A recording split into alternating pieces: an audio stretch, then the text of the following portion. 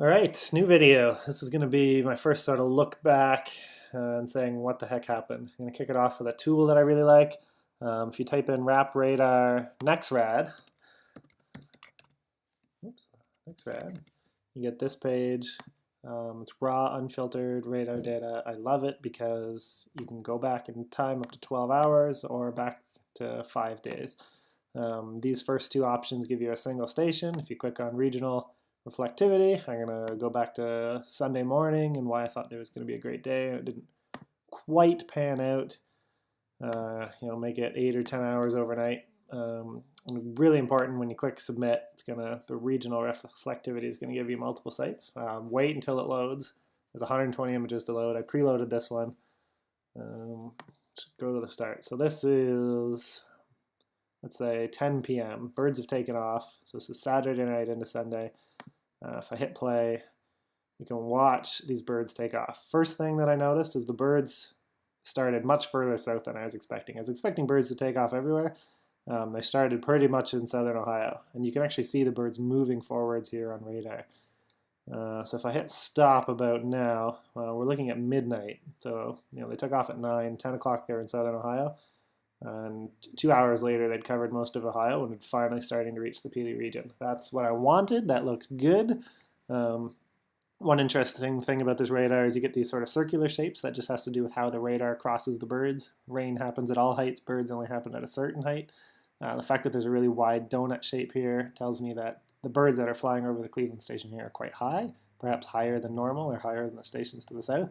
But they made it. They were crossing into Pili, and I was assuming they weren't going to make it much further than this based on the way the wind and rain were lined up. But unfortunately, we ended up with a lot of rain here that formed in a way that wasn't really great. It started a little earlier than the models were indicating, and it's almost impossible to predict, but there are a few elements here that didn't quite pan out. So if we look at the time, it ends up that it's almost 2 hours that birds had to cross the lake here before the rain started to get in the way. So if I go one frame at a time, we can see that this rain coming in from the south is not really ideal. It starts in on the south end of Lake Erie, and it sweeps across towards Point Pili. The problem with this, and it's just a tiny, tiny little local feature, is that any birds that were over the lake just stayed ahead of the rain and were able to move inland and land wherever the heck they wanted. If you had a little bit of rain that formed sort of on an angle and comes across the lake from a north to south or even a west to east sort of angle, you have more of a chance of these birds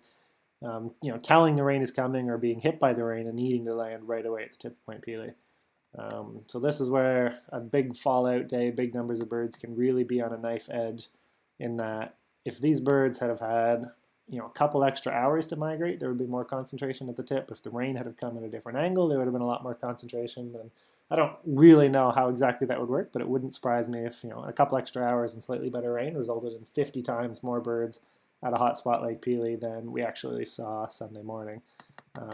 As the rain passes, you can see there's still birds migrating everywhere overnight, but just the shape and the way this formed, pretty much the birds have been swept clean of the sky throughout this area. So I think that's part of what happened. It's a bit of a different story, so I've preloaded this.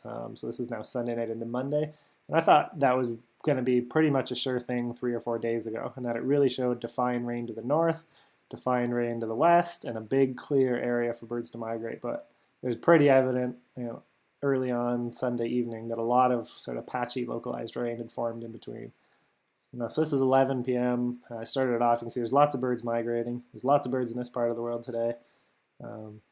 Hamilton, Toronto area, and you can pretty much see why. A big migration was able to lift off between some very sort of close rain showers. If I move ahead, you can see the waves coming through and being knocked down by the rain. More of this part of the world, definitely birds were moving. But normally what you'd expect to see, especially to the south in Ohio, is like a big widespread migration. And there's so many of these little pockets of rain in the way that you just weren't able to get a huge continent-wide surge where you get fresh migrants the next day, a whole host of new species. Most of what moved in these areas were things that weren't too far to the south. They jumped forwards before they were hit by rain. This area is really quite good today, and you can see here again there's one last sort of bit of rain going through to help concentrate birds.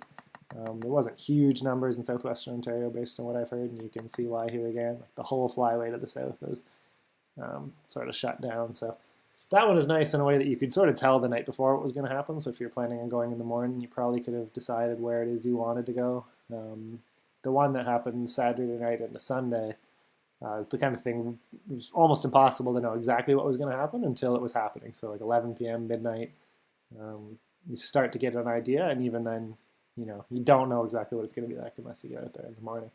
So just a couple of things. I thought they both looked really promising, and just little situations happened where it wasn't quite exactly as I'd planned. But that's part of the nature of the game, and that migration is very unpredictable. And as we move into the sort of boreal spring and summer, weather gets a lot harder to understand and predict at a local scale. So the big storms that are connected to the jet stream sort of start to weaken, and you start to get more interaction with heating on the ground, with cold air high in the atmosphere, and thunderstorms sort of feeding in a more vertical fashion.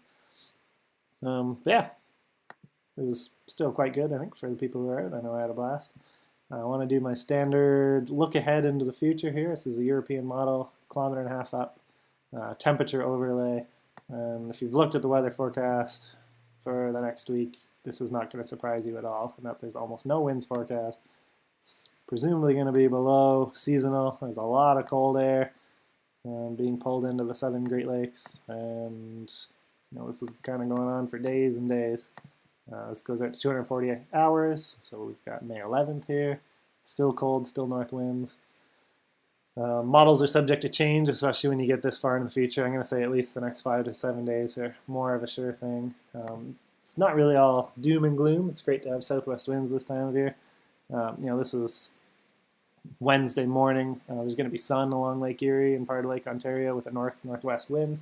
That helps push things like vagrants, like rare hawks or ibis or things like that have been thrown into Ontario during previous weather down to the hot spots like Long Point and Point Pelee. I think this time of year birds are migrating pretty much whenever they get the chance. So if you go back to that earlier night, there's no rain around here and there's fairly light winds. It's not going to be super seasonal and warm, but I think that's going to allow birds to make sort of short movements every night. So if you're at a place like Pelee for the week, you could probably assume a nice mix of new birds at the traditional spots like the tip of Pelee. Day after day, the photography might be really good. If vagrants are more your thing, this is a big storm that's forecast for Friday. A lot of wind, a lot of rain. I think a neat way to look at this is that a lot of really strong flying birds that would typically fly straight over us without needing to stop may be knocked down by something like this. I'm thinking birds like godwits. That also really plays in well with vagrants. Not all vagrants come on a strong southwest wind from Texas. There could be a bird like a gargany, which is a European species of waterfowl. If it's stuck in North America and migrating north and south, it's not waiting for particularly special weather. It's just hanging out with blue-winged teal and moving when they move. So if birds are making these short localized movements, maybe something like that, or something crazy like a spotted redshank, which would fly over and head to James Bay, is going to be grounded by this. So there's still a lot of interesting weather to be had. It's a great time of year. It's going to be a lot of new birds.